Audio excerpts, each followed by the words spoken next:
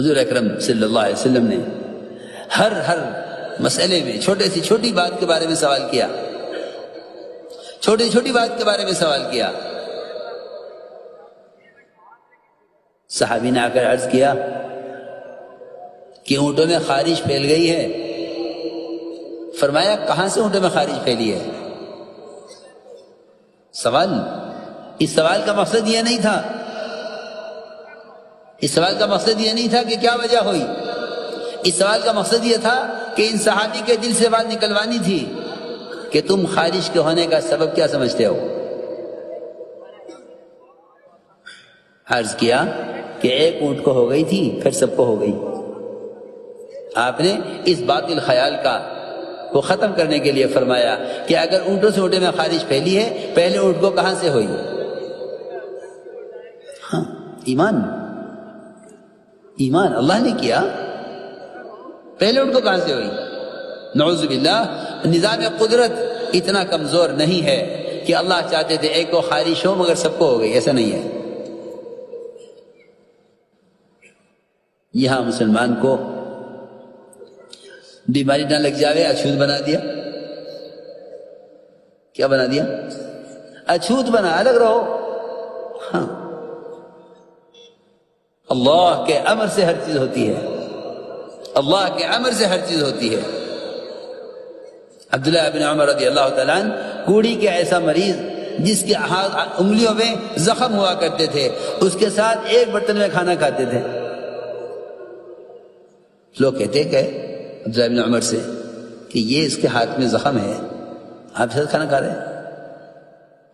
فرماتے تھے کہ اللہ کا امر اس کے لیے ہے، میرے لیے نہیں ہے، اور جس دن میرے لیے ہوگا، اللہ کا امر میرے لیے ہوگا، اس وقت اس کی ضرورت نہیں ہوگی، یہ ہو یا نہ ہو، اللہ کا امر آئے گا۔ جی ہاں، اس امت کو اس کی تعلیم دی گئی تھی، امت کو اس کی مشق کرائی گئی تھی۔ سب سے بڑی غلطی، سب سے بڑا نقصان امت کا اس سے ہوا کہ امت نے ایمان کو بولنا چھوڑ دیا۔ اب نظام کائنات کو اثر بنا لیا ہے، اسی پر گاڑی چل رہی ہے۔ جو بات پیش آتی ہے شر کی، اس کو بھی اسباب سے جوڑ دیتے ہیں، جو خیر کی بات پیش آتی ہے اس کو بھی اسباب سے جوڑ دیتے ہیں۔ میرے بزرگ دوستو عزیزوں، سب سے اہم چیز اللہ کی چاہت اور اس کی مشیت ہے۔ جتنے بھی کائنات میں اسباب ہیں، یہ تمام کے تمام اسباب صرف انسانوں کی، مسلمانوں کے امتحان کے لیے ہیں۔ تمام اسباب مسلمانوں کے امتحان کے لیے ہیں، اطمینان کے لیے نہیں ہیں۔ اسباب اطمینان کے لیے نہیں ہیں، اسباب سے کوئی مطمئن نہیں ہونا چاہیے۔ اسباب سارے امتحان کے لیے ہیں۔ انبیاء علیہ السلام سے لے کر قیامت تک آنے والے جتنے بھی مسلمان ہیں، اسباب ان سب کے امتحان کے لیے ہیں۔ انبیاء علیہ السلام سے لے کر قیامت تک آنے والے مسلمان ہیں، سب کے لیے اسباب بطور امتحان ہیں۔ ہاں، غیروں کے لیے اسباب بطور اطمینان کے ہیں۔ میری بات توجہ سننی ہوگی بہت۔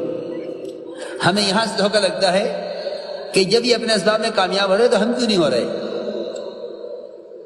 یہ تو اللہ کے دشمن ہیں، اللہ کو مانتے نہیں ہیں۔ جب یہ کامیاب ہو رہے تو ہم کامیاب کیوں نہ ہوں؟ کہ نہیں، تمہاری کامیابی کا راستہ نہیں ہے، تمہاری کامیابی کا راستہ یہ نہیں ہے۔ جب نمرود کو، جب قارون کو اس کے اسباب میں دھستا ہوا دیکھا تو اس وقت علماء نے یہ کہا وَيْلَكُمْ ثواب اللہ خیر، وَيْلَكُمْ ثواب۔ جب انہوں نے تمنا کی یا لیتنا مثل ما اوتی قارون، وہ اسباب جو قارون کے پاس ہمارے پاس بھی ہوتے، تو علماء نے کہا وَيْلَكُمْ ثواب اللہ خیر، ارے ہلاکت تو تمہاری دینی، کیا کہہ رہے ہو؟ اللہ کی طرف سے عمل بھی ملنے والا اجر وہ بہتر ہے اس کے مقابلے میں۔ اور جب انجام دیکھا تو تمنا کرنے لگے لولا امن اللہ علینا لخسف بنا، لولا امن اللہ علینا لخسف بنا، اگر اللہ نے ہمیں مال نہ دے کر، اللہ نے ہمیں اسباب اور اللہ نے ہمیں یہ حکومتیں اور وزارتیں نہ دے کر ہم پر احسان نہ کیا ہوتا تو ہم بھی آج دھسائے جاتے. یعنی اسباب نہ ملنے کو اللہ کا احسان سمجھ رہے. اس لیے کہ نتیجہ سامنے آیا. حکم توڑ کر سبب پر چلنے والوں کا نتیجہ سامنے آیا. تو جو تمنا کر رہے تھے کل یہ عہدے ہمیں ملتے، یہ مال ہمیں ملتا، یہ اسباب معاش ہمارے پاس ہوتے، آج یہ کہہ رہے اے اللہ تیرا احسان ہے کہ تو نے ہمیں مال نہیں دیا، تو نے ہمیں مال نہیں دیا. اور واقعی حضور اکرم صلی اللہ علیہ وسلم نے اپنے صحابہ کو اس پر ایسا مضبوط کیا تھا کہ حضرت فرماتے تھے جتنے بھی مالدار صحابہ گزرے ہیں کوئی صحابی دنیا سے خوش نہیں گیا. عجیب بات ہے، جتنے مالدار صحابہ گئے دنیا سے کوئی خوش نہیں گیا. ہر ایک کو یہ غم تھا، ہر ایک کو یہ فکر تھا کہ کل قیامت میں اللہ یہ نہ کہہ دیں اذھبتم طیباتکم فی حیاتکم الدنیا، کہ تم نے دنیا میں مزے اڑا لیے ہیں اور دنیا میں تم نے اپنی خواہش پوری کر لی ہے، یہاں تمہارے لیے کچھ نہیں ہے. عمرو بن العاص رضی اللہ تعالی عنہ موت کا وقت قریب آیا، دیوار کی طرف منہ کر کے رونے لگے. لوگوں نے وجہ پوچھی، کہا کیوں رو رہے ہو؟ اب تو اللہ سے ملنے کا وقت ہے، خوش ہونا چاہیے. فرمانے لگے ایک زمانہ گزرا تھا ہم پر کفر کا، اس میں مر جاتے یقیناً جہنم میں جاتے. ایک زمانہ گزرا ہم پر اسلام میں فقر کا، اسلام میں فقر کا، وہ زمانہ سب سے بہترین زمانہ تھا، اس میں مر جاتے یقیناً جنت میں جاتے. پھر زمانہ آیا ہم پر فتوحات کا اور عمارت کا، اور زمانہ آیا ہم پر مال کی کثرت کا. اب نہیں معلوم کہ قیامت میں کیا ہوگا، اس پر رو رہا ہوں. اب نہیں معلوم قیامت میں کیا ہوگا. ہم نے عرض کیا کہ اسباب غیروں کے اطمینان کے لیے ہیں، مسلمان کے امتحان کے لیے ہیں، چاہے وہ انبیاء کے پاس ہوں، اولیاء کے پاس ہوں، مسلمانوں کے پاس، قیامت تک آنے والے مسلمانوں کے پاس ہوں. ان کے سب کے اسباب امتحان کے لیے ہیں، ان سب کے اسباب امتحان کے لیے ہیں. غیروں کے پاس اسباب ان کے اطمینان کے لیے ہیں. ان الذین لا یرجون لقاءنا ورضوا بالحیاۃ الدنیا واطمأنوا بها.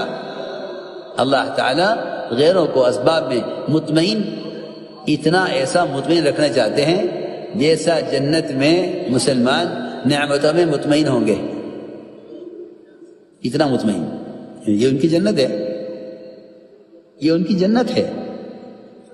کتنا ناواقف اور کتنا نادان اور کتنا بے عقل ہے وہ شخص جو دنیا میں غیروں کے اسباب کی تمنا کرے.